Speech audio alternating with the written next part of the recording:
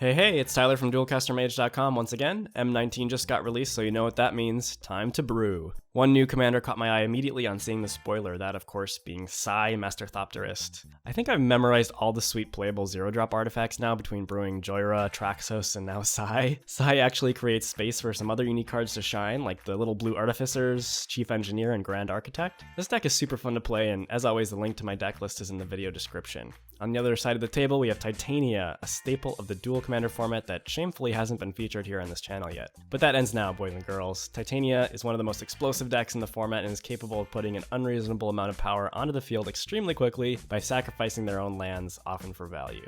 I hope you enjoy the match.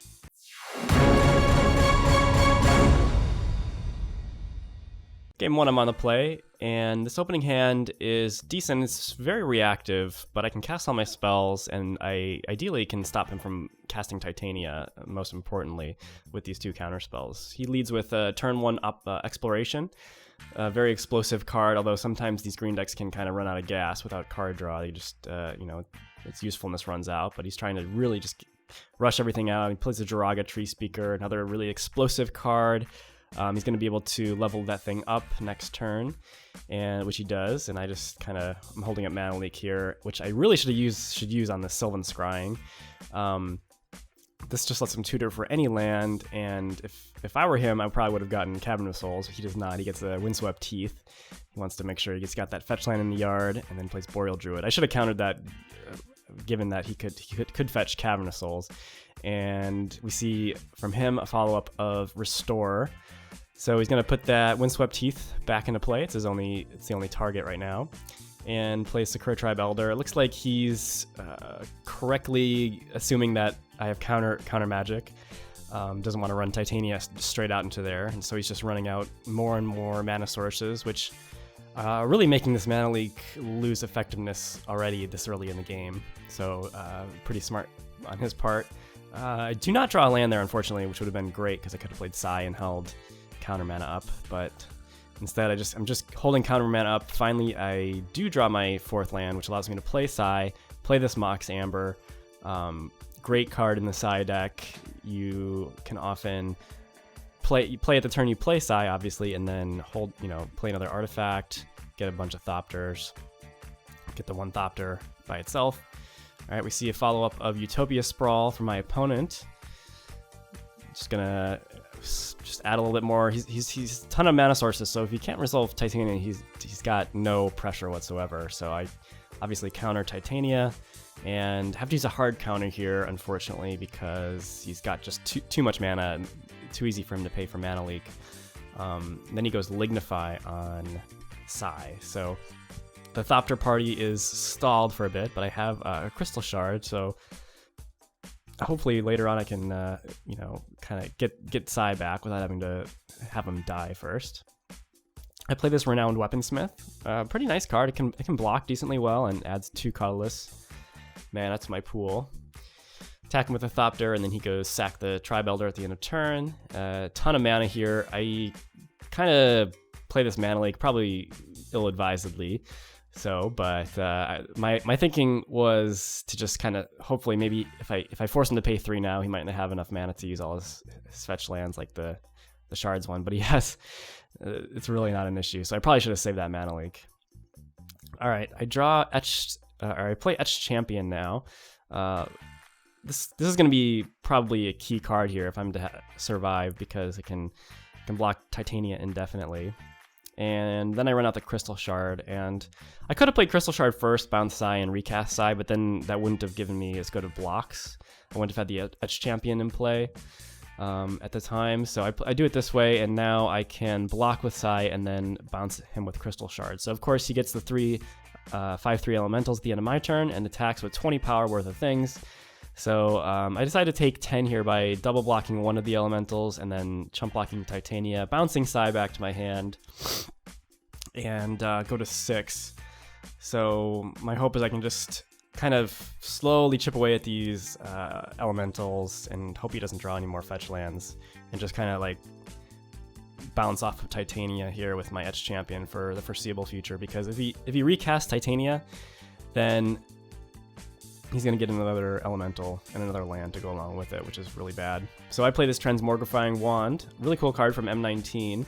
Allows Mono Blue to deal with some problematic creatures and take shrink down one of his elementals into an oxify it. He top decks an Acidic Slime, not a bad draw from my opponent, so it's gonna make things a little bit more difficult for me. Luckily, he cannot hit Etch Champion, so it looks like he's targeting Crystal Shard. So I got the one good use out of it. I decided to Hail Mary, try to bounce one of his elementals, but he's having none of it.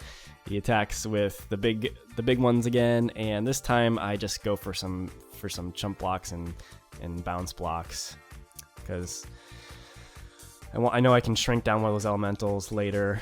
I have kind of a steady stream of Thopters here, so they're a little bit expendable. Now I have a Smuggler's Copter out, another Thopter. He attacks with the tokens, Titania, and Acidic Slime, and I'm able to crew Smuggler's Copter with the Inkmoth Nexus. Don't really want to lose a land here, and this allows me to double block one of the Oxen with the Smuggler's Copter and the Renowned Weaponsmith, bounce off one of the Ox with Psy, and then take out the Acidic Slime, actually, which is pretty nice with Etch Champion. Then I just chump block Titania. He levels up Draga Tree Speaker a few times, because what else are you going to do with your mana?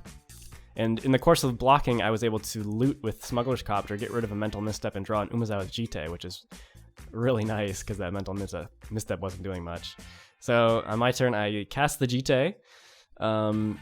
You know, this card's still relevant even at this late stage in the game. I activate the Copter, equip the Jite, using Renowned Weaponsmith, and attack in, get another nice loot, pitch a land, and he chump blocks with birds, but I have those 2 critical counters in the Jite now, which is a really good buffer. And then I play Esperzoa, and looking pretty good. It looks like I turned a corner here. He kind of ran out of gas, ran out of sackable lands, and I have quite a flying force, and he scoops. So was looking pretty bad there for a while, but I kind of pulled it around. Game 2, I see a really bad hand, so I'm gonna have to mulligan this. No blue sources, just 1 land. The second hand is still bad, but it's keepable. I got a Scry, and I have Signal Pest into Chief Engineer, which is nice. Once again, we see a Draga Tree Speaker from my opponent, so no reprieve for me on the mana acceleration. Play the Signal Pest turn 1. There's an argument to be made for waiting on casting your 1-drop artifacts in this deck, but because I have Chief Engineer, I really want to get creatures into play. And I also have that Brittle Effigy if I really need a cheap artifact later after I play Psy. And we see a Raphellos Llanowar Emissary come down from my opponent, kind of like a perfect follow-up to Draga Tree Speaker on turn 1. So he's just going to have access to an absurd amount of mana next turn. So I play this Chief Engineer on schedule, but I'm missing my 3rd land drop, so it's going to be a little rough. And he's kind of firing on all cylinders. Here we see another Sylvan Scrying for a Windswept Heath, just like the last game. Sacks the Heath, plays Titania, so he already has a fetch land in the yard. Gets the Heath back, sacks the Heath, gets a 5/3, gets another land, plays into the north. So, yeah, I need a miracle at this point. This is pretty much a perfect draw from my opponent. So we see a Mouth of Ronom come out. Another cool card. Allows mono green to deal with creatures nicely, and it sacks itself, so Titania gets an elemental. Ooh, I whiff on lands. It's not good. I play the Transmogrifying Wand once again using Convoke, but and I have the mana to deal with something, but I feel like my life total's under such threat that I just shrink down the elemental into an Ox, and then he, to add insult to injury, has Cycling of Edge of Autumn at the end of my turn, so we get an extra elemental. We see a follow-up Oracle of Moldiah, but you know, this is just already, it's too much to deal with. Primeval Titan on the top, plays 2 lands, attacks me with even Draga Tree Speaker, so I go to 7, and then he plays Scooze. Scooze you lose, or Scooze you win, more like it, this game. And, you know, it's looking pretty much hopeless here for me. I draw a land, but even if I played the Shackles and stole something, I'd have to tap both of my creatures and would not have enough power to stay alive. So, on to game 3. This is a kind of a weird hand. It's pretty good. I only got 1 blue source, and it's not an island, so I can't free cast the Daze, but decided to keep anyway. Once again, we see a fetch land into Birds of Paradise. So again, with the acceleration, I'm hoping he doesn't have Wasteland because that would be really bad for me. Instead, he has Wall of Roots on his second turn, and I cannot daze this, unfortunately. So I go to remand it instead, which is fine. And I draw this island, which is nice. So now I can use my daze if I need to. Play Sai, another good draw in Urza's Bauble, because I can play that immediately after playing Sai, get a Thopter, and draw an extra card. So that was a really nice set of draws. Pass up, and because I countered Wall of Roots last turn, he cannot just straight up play Titania yet. So he has to run out a few more mana sources. He plays Devoted Druid. He's got two. So he plays Into the North. I could have dazed that, but I didn't think it was worth it. And then he follows up with Zuran Orb. Really explosive card in Titania. He can sacrifice all his lands to make a whole army of 5/3. So I actually decided to daze it for that reason. There was an argument to not daze this turn because if I didn't bounce a land, I could have played an equipped Jite, which would have been pretty strong. But I felt like the Zuran Orb is just too risky to let resolve. If Titania resolves, at the time I didn't have a counterspell. Now I drew a counterspell. But if Titania resolved and Zuran Orb was in play, then I would have been pretty much screwed. So now he's using his Mouth of Runham to take out Sai. Pretty mana intensive play, but pretty good for him. So I feel like my best line of attack here is to just play this Jite. It's a little obvious, but I want to hold up counterspell here. So he runs Titania out anyway, and obviously I'm going to counter that. I could have used counterspell or memory lapse, and I decided to use memory lapse. I probably should use counterspell just because I'm a little crunched on blue sources, and that turn I had 2 available. Interestingly, he puts Titania into the command zone instead of on top of his deck, but I soon realized why. He has Green Sun Zenith, so it would have gone there anyway. So he used Zenith for X equals 3 to take out my Jite with Reclamation Sage. Now, awkwardly, because I used Memory Lapse, if I want to counter Titania again, I have to not play anything, even Glint Crane. But he just says basically draw go, so I'm able to, on my next turn, play Karn, who's just an all-star in this deck, just so powerful, and really I just been going ham on making the constructs first. And I still have Counterspell up now for this Titania, so just been able to keep him off Titania just barely here this game. And draw another blue source, which is pretty good, so I can play Glint Crane and Opposition. But first I make a construct, then I play the Glint Crane just to see, what I'm working with here. Obviously, you want to play card draw spells before your non-card draw spells in the same turn. Do not see an artifact, unfortunately, but I'm able to resolve opposition, which is the most important thing. This card is one of the best, if not the best cards in this deck. I could probably count on my one hand the number of times I've lost after resolving an opposition in Cube and Duel Commander, anything. So now I'm able to tap lands on his upkeep, and he does not going to have enough to play Titania, because Titania actually costs 9 now.